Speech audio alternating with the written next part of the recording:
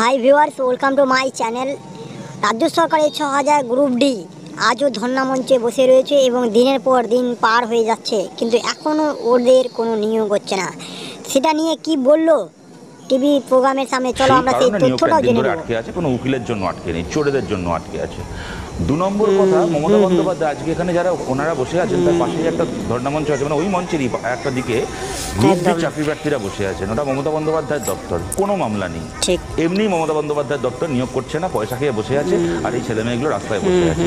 ওই জন্য একটা ছোটবেলা আমরা পড়েছিলাম না, দুরাত্মার ছলের অভাব হয় না, এটা হচ্ছে সেরকম দুরাত্মা, এদের ছলের অভাব হয় না। ভিউয়ার্স, তাহলে বুঝতেই পারছো, সেই তথ্যটাও তোমাদের সামনে রাখলাম। এবং তারা একের পর এক দিন কিন্তু যন্ত্রণায় কাটাচ্ছেন।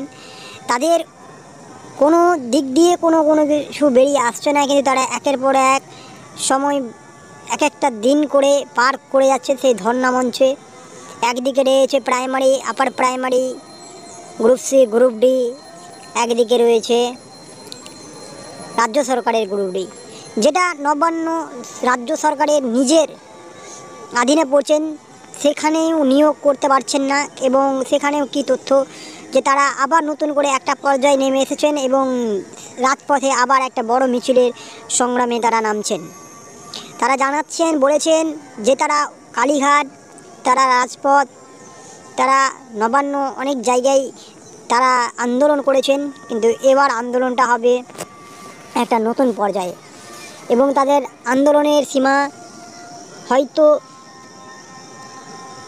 একটা দীর্ঘ প্রস্থান নিয়ে আসতে পারে তাদের জীবনে, যেন তাদের নিয়োগটা হতে পারে। রাতের অন্ধকারে তাদের যে কারচুপি করা হয়েছে তাদের সঙ্গে, সেই কারচুপি যেন না হয় এবং সকলে যেন সেই নিজের নিজের পদে যুক্ত হয়ে কর্মরত হতে পারে। তো আশা করি তোমরা সেই তথ্যটা তোমাদের সামনে রাখতে পারলাম। হতে পারে কিছু তথ্য যে আরও রয়েছে, নেক্সট ভিডিও তোমাদের সামনে নিয়ে আসবো। তো এই রয়েছে রাজ্য সরকারের একটা গুরুত্বপূর্ণ আপডেট, সেই আপডেটও তোমাদেরকে ভিডিওর মধ্যে দিয়ে দিলাম। থ্যাংক ইউ, ধন্যবাদ।